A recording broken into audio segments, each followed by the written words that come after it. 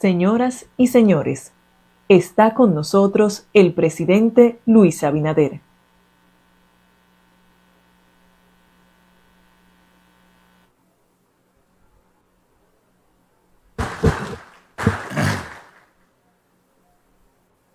Buenas tardes, saludos a todos y a todas.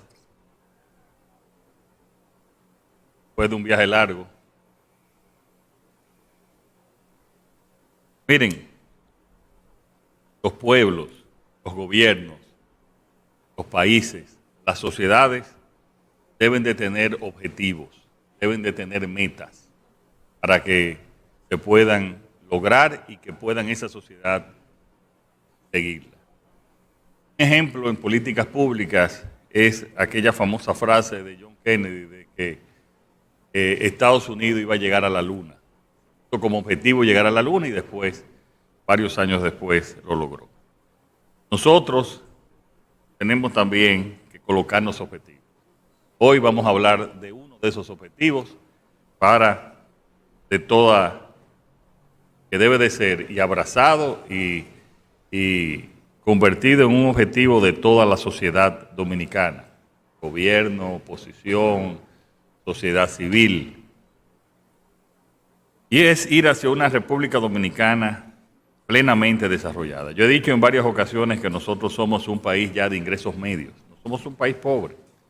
Ahora conversando en Suiza, cuando yo le hablaba a los primer ministros y presidentes europeos y de otros países, que nosotros teníamos un per cápita de $11.300 por persona, ya muchos de ellos se sorprendían. El per cápita, por ejemplo, de un país europeo como Portugal es apenas el doble del nuestro, pero también hace 15 años aproximadamente era similar al nuestro. Entonces han ido desarrollándose y nosotros también, y por eso nos estamos nosotros estableciendo estos objetivos.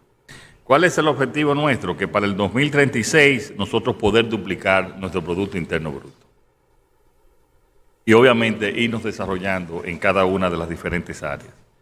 Hemos superado, pasamos a la próxima lámina, hemos superado los obstáculos del COVID-19, donde se paralizaron los sectores clave, la desaceleración de la economía para combatir la inflación y una guerra como el caso de Rusia-Ucrania, que como ustedes vieron, yo hice mi presentación allá en la sección que tenía que ver con cómo se había afectado la parte agrícola, y ahí expusimos los daños que causó esa guerra a la economía dominicana y especialmente a la inflación y al sector agropecuario. Entonces nosotros, aquí el gobierno se propone convertir a la República Dominicana en un país plenamente desarrollado en una década con la meta de duplicar su PIB a 2036. Si vamos a la próxima página, vemos cómo los organismos internacionales nos califican a nosotros. Yo quiero decirles que cada vez que gente que conoce la República Dominicana, que sabe los detalles, nos felicitan sobre el crecimiento que hemos tenido, cómo sobrepasamos el COVID, cómo fuimos los mejores países en atender el COVID, el tema de la recuperación del turismo, y constantemente nos ponen como ejemplo. Aquí podemos ver notas de prensa de diferentes organismos internacionales, reflejado en la prensa nacional y también en la prensa internacional, de los éxitos que hemos tenido. ¿Qué implica convertirnos en un país plenamente desarrollado? En estos 12 años, o sea, estamos hablando en 3 periodos de gobierno, crear 1.7 millones de nuevos empleos, triplicar el salario medio, eliminar la pobreza extrema, es decir, la pobreza absoluta, extender en 6 años las expectativas de vida, alcanzar un grado de inversión y ser la economía más próspera de Latinoamérica, de lo cual ya hemos ido, en muchas de estas partes, ido avanzando. ¿Cómo lograrlo? Pasamos a la próxima, una mayor institucionalidad, justicia y democracia, y eso es parte de lo que hemos hablado con la reforma constitucional, con las infraestructuras, especialmente de transporte masivo y de energía que ya hemos estado desarrollando. Este gobierno solo en energía, nosotros hemos licitado 2.000 megas de energía térmica. Con eso ya nosotros en 3 o 4 años vamos a tener una reserva que nunca hemos tenido de alrededor de un 10 o un 15%, una reserva fría para cualquier situación de nuestra red eléctrica. Mantener la estabilidad fiscal y macroeconómica, mejorar la salud y la educación, la dinámica laboral y una política de innovación, tecnología y dinámica empresarial que también hemos ido avanzando bastante en el país. Las acciones transversales que debemos implementar son dependencia de la justicia, lucha contra la corrupción, hacia la burocracia cero, proyectos de leyes, responsabilidad fiscal, reformas de la policía y la seguridad ciudadana, ley de aduanas, que ya la pasamos, fomento de las exportaciones, que ya estamos en proceso, plan nacional de logística en proceso, plan de movilidad urbana, tanto con el sistema integrado de transporte de Santo Domingo y el sistema integrado de transporte de Santiago, estamos avanzando, y el plan nacional de desarrollo territorial, que nosotros pasamos la ley de ordenamiento territorial también, y el MEPID, el Ministerio de Economía, Planificación y Desarrollo, está trabajando intensamente en el ordenamiento territorial. Quizás una de las leyes más importantes que pasamos en los 4 años pasados. Estas acciones han permitido que la República Dominicana avance significativamente en importantes indicadores internacionales, que lo hemos mencionado muchas veces, y si pasamos a la próxima página vemos cómo hemos mejorado en acceso a cuentas bancarias, control de la corrupción, regulación energética, empleo intensivo en conocimiento, afinidad, habilidades con mercados, independencia de la justicia, calidad de la policía, acceso al transporte, a la vivienda. En todos, en los principales hemos avanzado, en unos más que otros, pero la verdad es que hemos ido avanzando y mejorando. Y si nos establecemos estas metas, pues ya sería una responsabilidad de los gobiernos por venir también que continúen. Sin embargo, todavía se requieren importantes reformas para superar una serie de obstáculos que históricamente han frenado el desarrollo. La constitucional, como yo les dije, la institucional, que también está relacionado con la constitucional, la fiscal, la laboral, la eléctrica, seguridad social, educativa y transporte, que están estas entre las 12, que después se sumaron 2 más, propuestas de reformas que yo le hice a la sociedad dominicana y que hemos ido avanzando.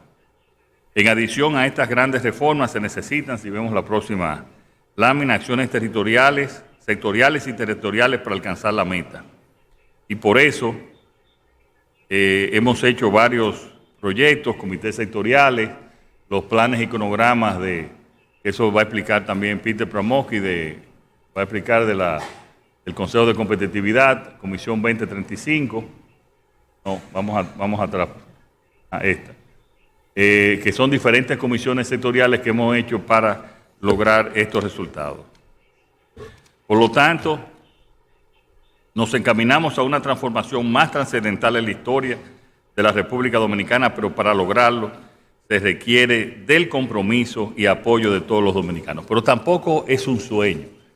Si vemos cómo hemos avanzado en las últimas décadas, que hemos duplicado tanto el PIB como el PIB per cápita, no es tampoco un sueño inalcanzable que lo hagamos en los próximos 12 años. Lo que tenemos que seguir haciendo las políticas correctas. Y aquí podemos ver cómo la República Dominicana, si vemos, ha ido avanzando en el ingreso, cómo ha ido mejorando el ingreso, y ahí tenemos dónde estamos 2024 y por eso es la proyección al 2036. Por lo tanto, no estamos viendo algo inalcanzable, sino sencillamente un objetivo que podemos lograr. Yo quiero que Peter, por favor, puedas agregar a este plan que ya informo que hemos firmado, que era una propuesta de Peter desde hace unos meses, un decreto para meta 2036 para lograr estos objetivos y la manera y la responsabilidad de cada uno de esas metas en las diferentes áreas de políticas públicas. Peter. Bueno, Excelente noticia, presidente, el decreto, una sorpresa para... Sí. Bueno, definitivamente, como mencionó el presidente, se requieren reformas estructurales que tienen que verse en un conjunto, son todas fundamentales para poder liberar esas barreras que probablemente nos permitan llegar a niveles de crecimiento mucho mayores de lo que hemos tenido históricamente. Hemos crecido un 5% históricamente, nosotros entendemos que con estas reformas definitivamente podemos liberar todavía mayor crecimiento. Pero en adición a eso, como vimos en la presentación, hay una serie de acciones tanto sectoriales como territoriales que son fundamentales.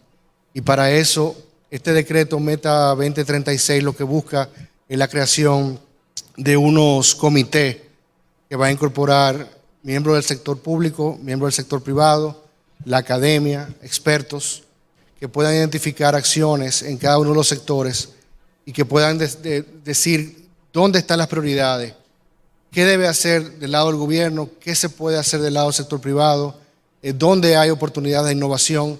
Recientemente el Ministerio de Industria, Comercio y MIPYME lanzó su plan para la incorporación de la industria de semiconductores. Esto sería un paso trascendental para la República Dominicana. En fin, estos espacios van a permitir ese diálogo y este diálogo obviamente complementa todo el tema de las grandes reformas. Va a permitir que nosotros como nación tengamos una proyección y una agenda de trabajo continuo de aquí al 2036. Y esto implica que se debe hacer en el contexto de un pacto nacional. Todo esto implica un trabajo conjunto que trasciende el tiempo. Por ende, es fundamental que ese diálogo se dé y que continuamente estemos obviamente revisando el avance de esas acciones. O sea que claramente esto va a ser una herramienta muy útil para ese objetivo de poder duplicar la economía al 2036. Muchas gracias. Vamos a pasar a las preguntas. Raúl. Jorgito está en temas de salud.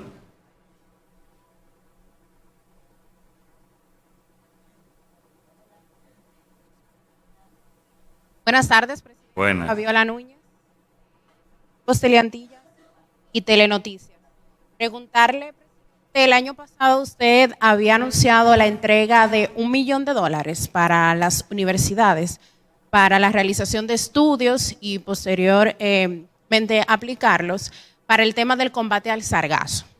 ¿Qué ha pasado con la entrega de esos fondos a las universidades la semana pasada tuve la oportunidad de conversar con algunos de los rectores y decían que ya iban avanzados en parte de los estudios, pero que los fondos aún no se los habían entregado? ¿Qué ha pasado con eso?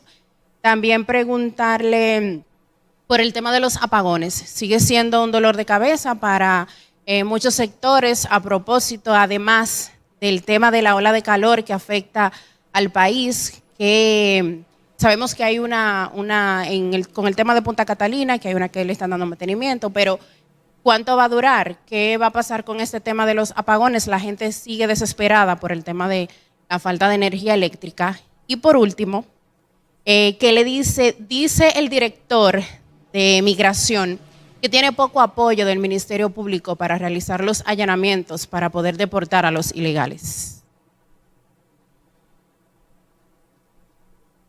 Mira,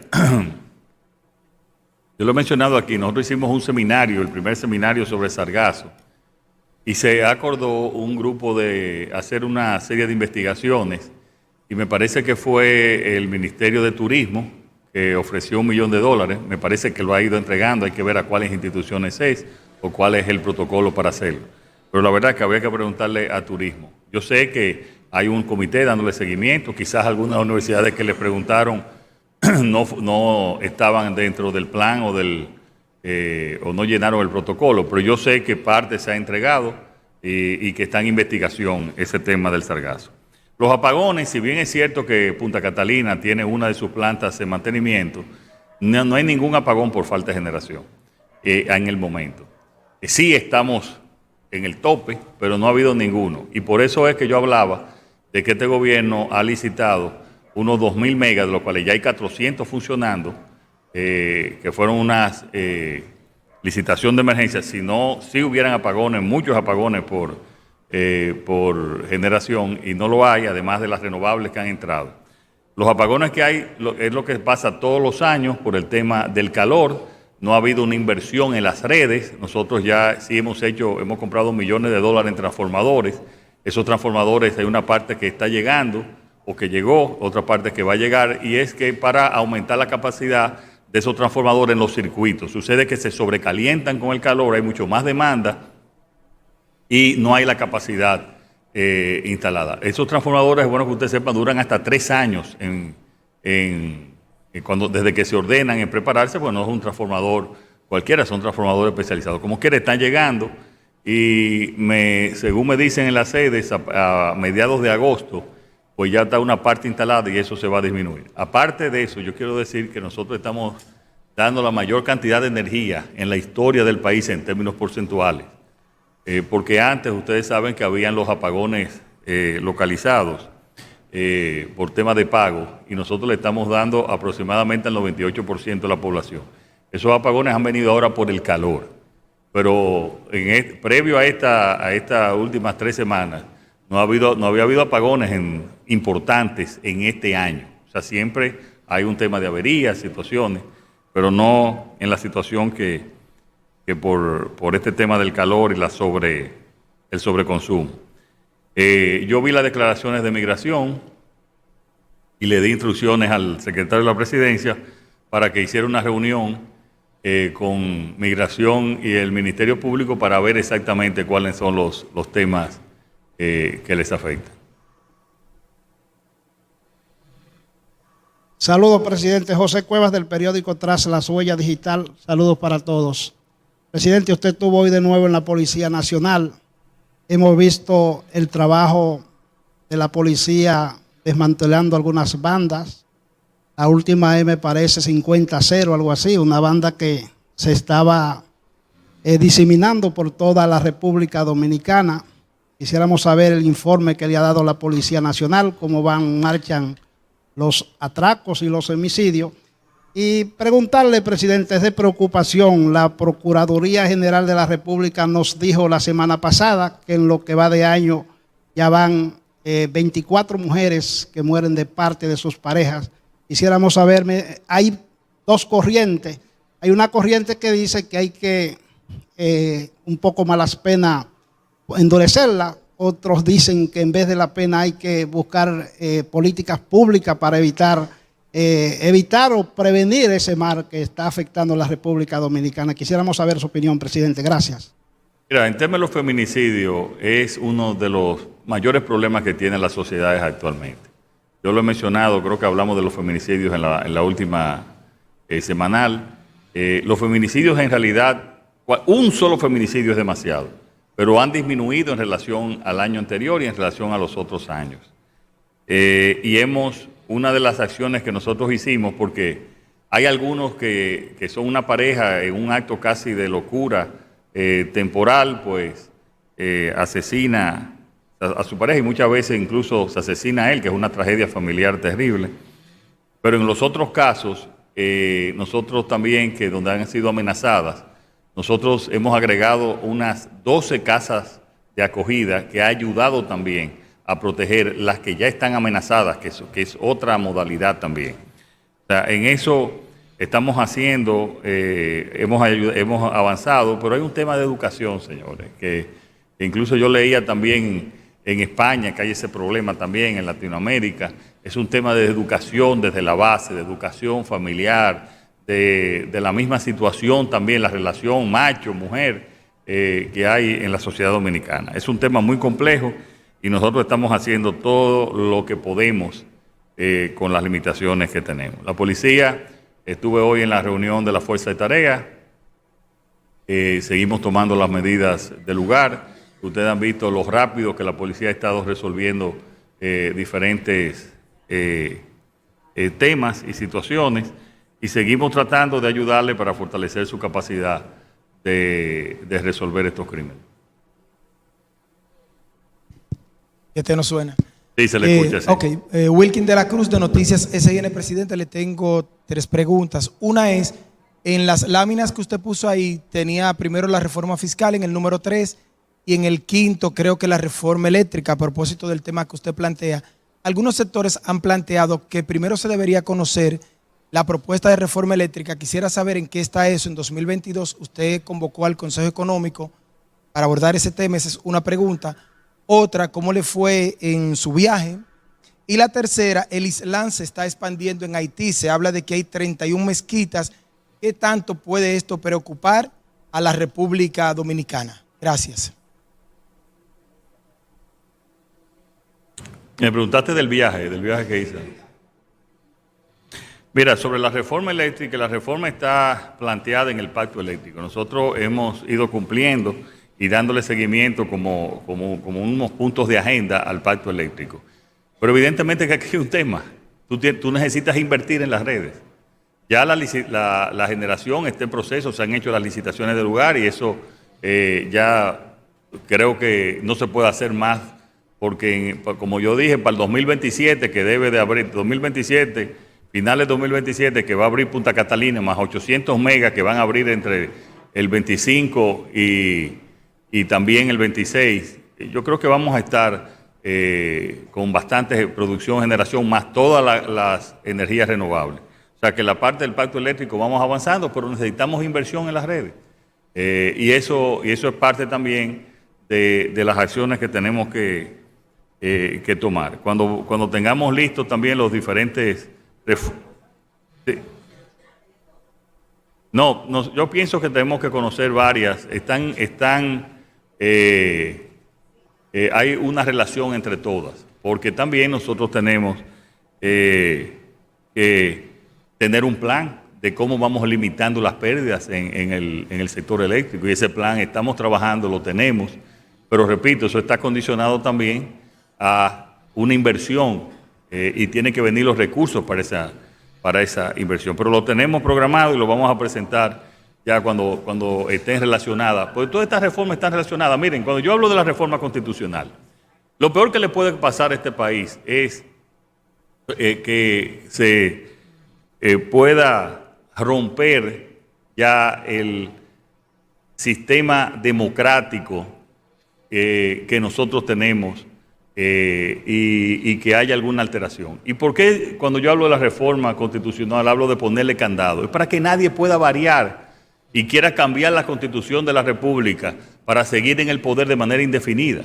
Entonces eso es previo a nosotros, tenemos que hacerlo y eso va a dar garantía a que las otras condiciones y los otros objetivos que estamos planteando puedan continuar, porque imagínense, si no hay paz política ni paz social, eso no pueden realizarse los otros temas. O sea, todos, como tú dices, están relacionados y nosotros estamos trabajando para presentarle al país, como hemos dicho, una gran cantidad de reformas importantes que están relacionadas una con la otra. Sobre el tema nosotros sabíamos de hace mucho tiempo que habían varias mezquitas en Haití, otras en construcción, y bueno, es parte de la libertad también religiosa que hay en Haití. Nosotros estamos al tanto y conocemos ese tema. Sobre el tema del viaje, ya lo informamos. Nosotros llegamos el sábado allá a Lucerna, en Suiza. Estaban alrededor de la representación directa de unos 60 gobiernos, entre presidentes y primer ministro. Prácticamente estaban todos los gobiernos de Europa. Creo que solamente faltaba Hungría, tanto el primer ministro o el presidente. Y una representación también de todos los continentes, desde la vicepresidenta de Estados Unidos, Kamala Harris, hasta representación estaba el primer ministro, la primera ministra de Nueva Zelanda, estaba también representaciones de África, de Asia, estaba el primer ministro japonés y también había una representación de América Latina. Tuvimos conversaciones muy interesantes. Obviamente el tema, como ustedes saben, era el tema de Ucrania y hubieron propuestas interesantes también sobre una guerra que ha afectado a República Dominicana. Yo les quiero recordar que en el momento de la guerra, de la invasión rusa a Ucrania en febrero del 2022, en un momento en que teníamos una situación del turismo muy especial, porque si bien estamos recibiendo turismo norteamericano, nuestro segundo país emisor, que era Canadá, estaba cerrado completamente y tuvimos que desarrollar una campaña en Rusia para que vinieran turistas rusos y turistas ucranianos. Y nosotros teníamos, y estoy hablando de la parte de turismo y después voy a hablar de cómo nos afectó en la materia prima. Teníamos 40.000 turistas rusos, habíamos llegado a 40.000 turistas rusos por mes y 8.000 de Ucrania. Es bueno que sepan que el último avión que llegó a Kiev antes de la guerra fue un avión desde Punta Cana. O sea, la verdad es que eso nos afectó en cuanto a los ingresos, pero también en las materias primas. Ucrania es un gran productor de materias primas agrícolas, de maíz, de soya, de trigo. Todo eso subió el precio y nos afectó, por eso tuvimos que subsidiar los fertilizantes. Y ni hablar también por el tema de Rusia, de los hidrocarburos, tanto petróleo como gas natural, que aumentaron los precios. Y nosotros debimos de ser la economía más afectada, porque otros países latinoamericanos tienen materias primas, tanto agrícolas como, y producen o son autosuficientes en petróleo o en gas natural, y nosotros no. Y salimos bastante bien, pero nos afectó bastante esa guerra. Eso lo expusimos también en la sección que hablamos sobre la parte agrícola, donde básicamente el mensaje era que no utilizaran los productos agrícolas como un mecanismo de presionar en la guerra, y ahí expusimos nuestra posición. Pero el viaje, como siempre, es muy bueno con la cantidad de contactos que se hacen y de proyectos también que hay en común entre los diferentes presidentes que asistieron.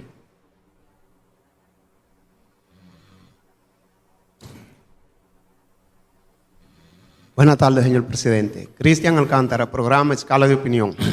Presidente, usted está aplicando algo, una promesa de campaña que hicieron un expresidente de la República, que decía que los funcionarios que lo iba a destituir por el rumor público y lo iba a someter a la justicia.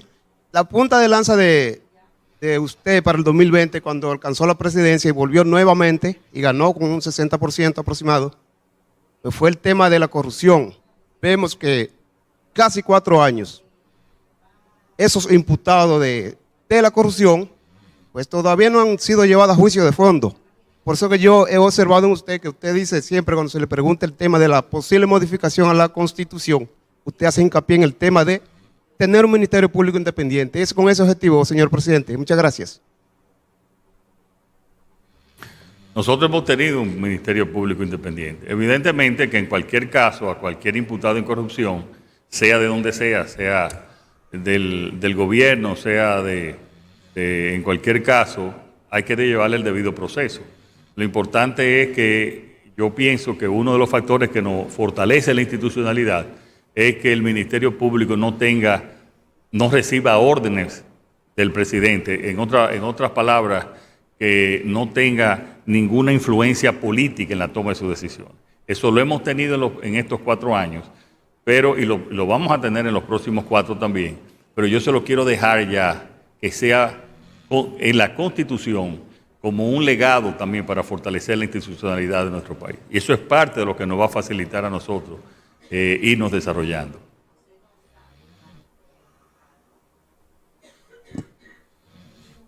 Buenas tardes, presidente. Norberto Montero, de RC Noticias. Son 2 preguntas, una para usted y 3 preguntas, una para usted y 2 para el ministro de la Vivienda. Primero, usted dijo la semana pasada que le iba a dar seguimiento al tema del SEA y las prestaciones laborales, saber en qué está eso, y para el ministro de la Vivienda, saber un poquito más sobre la intervención que se le va a hacer a la ciudad sanitaria Luis Eduardo Aybar, para cuándo estaría lista y un poco de detalles sobre eso. Y también explicar un poquito sobre una licitación que aparece en el portal de contrataciones públicas sobre más de 28 millones de pesos para almuerzo y cena de colaboradores del ministerio. Gracias. Y mira, es bueno recordar que el CEA fue una de las instituciones que nosotros estamos liquidando. Y nosotros está también en el Congreso, todos los inmuebles del CEA los estamos pasando a bienes nacionales para ir organizándolo. Es parte de lo que yo llamé la primera ola de reformas y ahora vendría la segunda ola de reformas. Le solicitamos al CEA que nos enviaran los requerimientos para... ellos tenían algunas preguntas y algunos cuestionamientos, algunas de las cancelaciones y también de las operaciones y de lo que estaban requiriendo. Nosotros le dijimos que le pagaran a todos, que se cumplieran con la ley y ellos nos prometieron hacerlo en los próximos días. Necesitaban unos fondos y el Ministerio de Hacienda también está procediendo a mandarle los fondos para que procedan a cumplir con la cesantía de todos sus trabajadores. Sobre las otras dos preguntas, aquí está el ministro Carlos Bonilla que puede responder. Yo sabía que me iba a tocar esa a mí. Bueno, sobre el tema de la comida, esa es una ayuda que le damos a los colaboradores que ganan menos de 30,000 pesos. La ración de la comida cuesta 200 pesos por comida. Son 120,000 raciones en 10 meses y son para choferes, seguridad, guardias y todo ese personal que trabaja mucho y de alguna manera u otra nosotros le estamos dando esa ayuda para que tenga su comida garantizada, su comida y para los que se quedan en la cena, su cena. De ninguna manera, que yo sé que se malinterpreta algunas veces, es para ejecutivos altos o para mí, gastos de representación, nada de eso. Son para personas que realmente se merecen tener esa comida garantizada y la cena también. Sobre la ciudad sanitaria, esto es un problema que viene heredado de la gestión pasada, ya que a raíz de hacer una auditoría de la obra reflejó un rojo de más de 2,000 millones de pesos, casi 3,000, y nos vimos obligados entonces a exigirle al contratista que invirtiera ese dinero en la obra porque todos esos equipos estaban saldos. Pero él, para poner esos equipos a funcionar, estaba exigiendo pago, porque él es el único representante de esos equipos y el que tiene las claves de esos equipos. Entonces, pero yo no le puedo pagar porque hay un rojo en la obra. Entonces vino un proceso de negociación donde acordamos que se iba a licitar la parte de la obra civil, lo cual ya le hicimos, que eso ha sido un gran avance y por eso hoy el contratista nuevo va a poder empezar la obra porque hace 3 semanas que se le sacó el pago del inicial de esa obra y ya se está organizando para empezar a trabajar. Pero todo eso ha sido a raíz del problema que le estoy diciendo, que todos esos equipos saldos no se ponen a funcionar porque el único que tiene las claves es ese contratista porque es el representante exclusivo de esas marcas y nosotros no podemos tampoco tirar esos equipos a la basura. Había que tratar de buscar una solución con él, no se pudo y entonces ahora estamos procediendo legalmente contra él. Carlos, que se explique que esa obra, cuando nosotros llegamos, tenía un 73% de avance. No es cierto que estaba en 1.25. Es bueno que explique lo que nosotros hemos hecho ahí. Estaba un 73% de avance y hoy se encuentra un 85% de avance. La obra completa. Pudimos pagar de acuerdo a una cubicación que encontramos de la gestión pasada, o sea que pudimos pagar en base a esa cubicación alrededor de 500 millones de pesos y con esos 500 millones de pesos logramos un avance en la obra de 2,000 millones de pesos. O sea que nosotros pudimos eficientemente bajar ese rojo mucho más de lo que estaba, cosa que es un logro. Y por eso pudimos en el momento de COVID tener pacientes de COVID ahí. Estamos teniendo consultas externas en ese hospital y otras cosas como la planta de tratamiento y el avance en general de la obra, porque se ha avanzado un 13%, que como dije anteriormente representa casi más de 2,000 millones de pesos. Y en esa obra es bueno que se sepa porque, y esto lo dicen muchos especialistas en salud pública, primero la obra iba a ser de, no sé, 6,000, 7,000 millones, ¿verdad, Mario?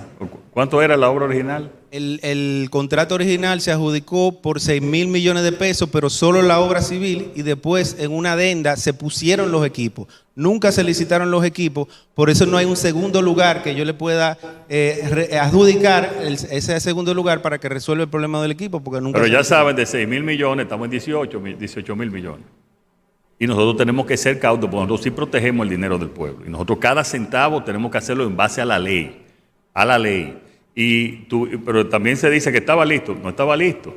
Lo que estado listo, que lo preparamos nosotros, fueron los, como dicen, para dar consultas. Y durante COVID lo utilizamos también cuando había la emergencia de COVID, la parte que podíamos utilizar.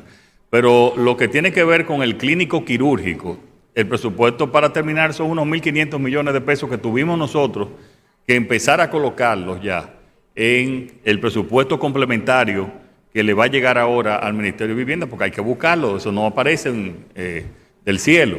Y más la parte también de la maternidad, que le entregamos en el presupuesto del 2024, unos 400 millones de pesos para terminarlo. Y el Secanoe, que es el que se unifica con el Secanot de José Joaquín Puello, ya está terminando, ¿verdad? Y ese lo vamos a terminar en este trimestre. ¿Y la maternidad? En este trimestre también lo vamos a terminar. Y el otro ya, que es de 1.500, ¿de cuánto fue el presupuesto? 1.300 por ahí. 1.300. Bueno, que es el clínico quirúrgico. Muchos especialistas también decían que en vez de hacer ese monstruo aquí, debimos de hacerlo, se podían construir 3 hospitales completos regionales en diferentes regiones del país que hubiese tenido una mayor eficacia, como lo saben muchos médicos y especialistas. Pero ya lo vamos a terminar. Si hay un gobierno que ha continuado y le ha dado seguimiento de Estado a las obras, somos nosotros. Porque ese dinero del pueblo que está ahí, que tenemos que ponerlo a funcionar, pero sí, señores, sin afectar nuestras leyes, como ha actuado cautelosamente el Ministerio de la Vivienda. Y muchas veces el gobierno, en un caso judicial con un contratista, pierde esos casos y tiene que pagar más dinero aún. Y nosotros no hemos tomado el tiempo también para establecer los pasos, para tener toda la documentación, para cuando venga ese juicio o ese caso que va a venir, seguro, nosotros vamos a tener ganancias. Y duramos año y medio buscando una salida favorable para no irnos, pero ya ese tema está en la justicia. Saludos, presidente. Máximo Miñoso, de la República. El ámbito cultural y del turismo es importante para cada país y este país. Y usted ha sido bien reconocedor del ámbito artístico. Tenemos la ley de mecenazgo en la República Dominicana y el año pasado se tomaron 100 proyectos para dar inicio a esto.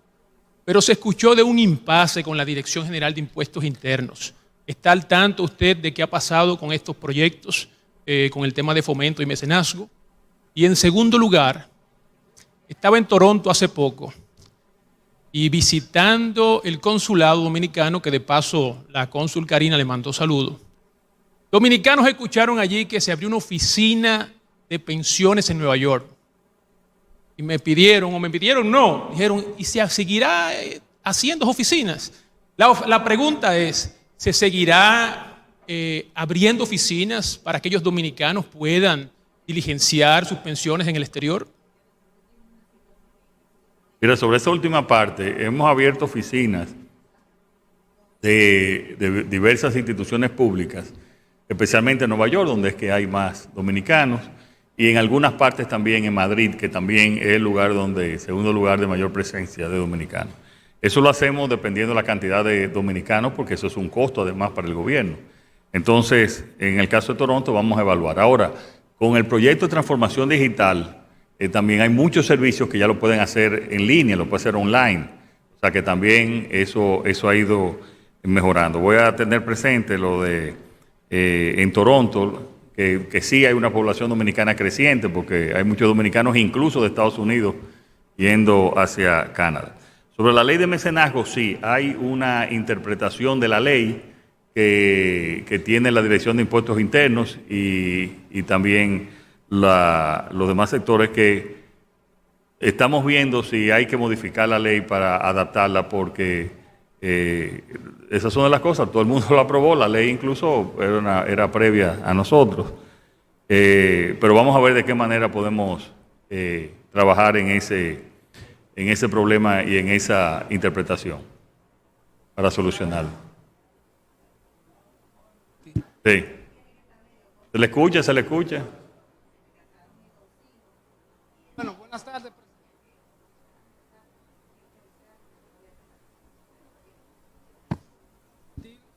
Bueno, sí, ahora sí. Buenas tardes, Juan Francisco Mora Herrera, Canal 27 RNN. Presidente, nos gustaría saber, en el 2020, usted lo designaba o daba a conocer los nuevos funcionarios que formarían parte de su gabinete a través de Twitter, hoy se llama X. Nos gustaría saber en ese sentido si ahora las nuevas designaciones se harían por esa vía y si se harían antes del 16 de agosto para esta también nueva ocasión. Y también en otra pregunta, hay preocupación en la sociedad, se han visto algunos casos de violación, sobre todo de menores de edad, e incluso hay un caso pendiente en la justicia con un pastor de una iglesia evangélica. Me gustaría su opinión en ese sentido, presidente. Cualquier situación de nombramiento, cambio, ustedes lo van a saber por, yo creo que por todos los medios, incluyendo el tuit. Me he enterado del caso que usted menciona. Yo creo que hay que esperar que el Ministerio Público, que está investigando y que creo que fue el que informó, pues le dé seguimiento. Es un caso que nosotros lo que tenemos es que esperar y que se haga justicia, sea quien sea. Que se haga justicia, sea quien sea, y más cuando afecta a niños o niñas, que eso para mí es totalmente inaceptable. Vamos a tomar dos más.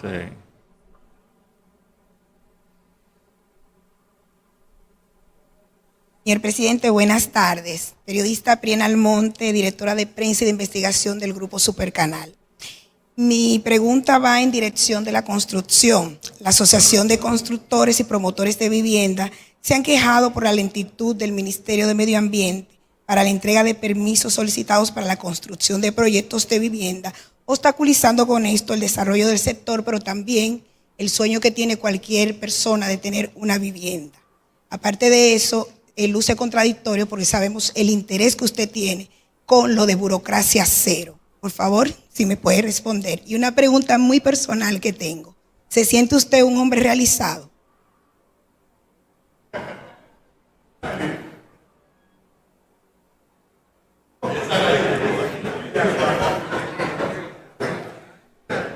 Mira, el tema, una de mis mayores preocupaciones ha sido, como tú mismo lo informas, el tema de burocracia cero. ¿Por qué? Porque yo he sido un emprendedor también y mi estudio de posgrado está en gerencia de proyectos. Yo he desarrollado varios proyectos y nosotros durábamos hasta 3 y 4 años en conseguir todos los permisos. Nosotros hemos trabajado especialmente para disminuir eso, lo estamos disminuyendo. En el caso de medio ambiente es un tema más complejo, porque cada vez también los requerimientos son más complejos y son más difíciles. Por ejemplo, en el MIBET hemos mejorado bastante, en las otras instituciones. Lo que decían los de ACOPROVI, la Asociación de Constructores de Vivienda, era que lo más simple que podía ser la construcción de un apartamento fuera aprobado por el regional, solamente por el regional. Eso el gobierno pasado lo empezó y el mismo gobierno pasado lo quitó, porque se crearon muchas situaciones. Entonces nosotros estamos tratando de ver si se hace una combinación de los proyectos que incluso están así, aprobación A, B, C y D, siendo la A la más simple y la D la más compleja. Estamos tratando de trabajar para hacerla menos compleja. Yo pienso que hay que buscar ahí una posición media. porque también se dieron muchos permisos sin criterio, donde también hubo mucha corrupción, y nosotros estamos tratando de buscar la vía. Estamos trabajando con Acoprovi, estamos trabajando con la Cámara de Construcción y con todos los desarrolladores para buscarlo de la manera más apropiada, que se cumpla con la ley y también que se le facilite la construcción lo más pronto posible.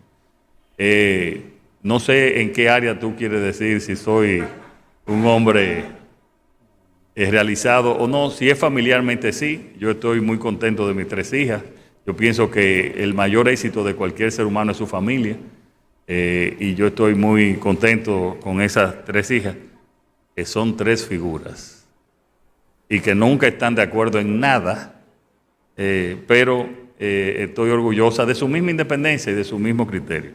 Y desde el punto de vista del gobierno, yo nunca estoy satisfecho con las acciones. Yo siempre quiero que sea algo, avanzar más y solucionar los problemas.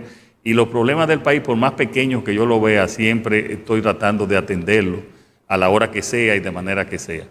Creo que, y no soy yo para juzgarme, pero si en estos fueron los 4 años pasados, con una pandemia sin precedentes, la crisis, lo que vimos ayer, como lo hablaban los países, de cómo le afectó a ellos, y a nosotros nos afectó, pero creo que salimos